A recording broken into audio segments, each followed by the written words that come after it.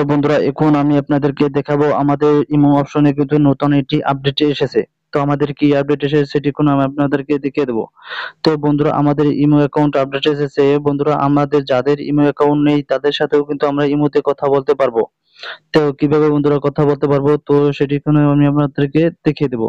তো এটি দেখানোর জন্য প্রথমে আমরা চলে যাব ইমো অপশনে। তো আমি চলে গেলাম ইমো অপশনে। ইমো অপশনে যাওয়ার পর আমাদের ডান পিছে যে লোগোটার উপরে ক্লিক করব। ক্লিক করার পর বন্ধুরা, এখানে দেওয়া আছে গ্লোবাল ওয়েব কল, এখানে ক্লিক করব। তো এখানে ক্লিক করার পর বন্ধুরা, আমাদের ইমো অপশনটির যে স্ক্যান কিউআর কোডটি এখানে কিন্তু চলে আসছে। তো এখানে বন্ধুরা, এই যে এটির উপরে ক্লিক করব। আমাদের কপির উপরে ক্লিক করব।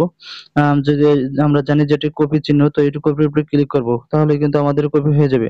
তো এটি কিন্তু আমরা যে কোনো এই এটির লিংক হয়েছে। তো এই লিংকটি যদি আমরা কোনো কিছুর মাধ্যমে, যেমন হোয়াটসঅ্যাপ অথবা অথবা ইমো অথবা মেসেঞ্জারের মাধ্যমে যদি, অথবা আমাদের মেসেজে গিয়ে যদি আমরা মেসেজে পাঠিয়ে দিতে এবং তার সাথে যদি আমরা কল দেই, তাহলে সে ওইটার উপরে ক্লিক করে, তাহলে কিন্তু আমাদের তার কাছে পৌঁছে যাবে।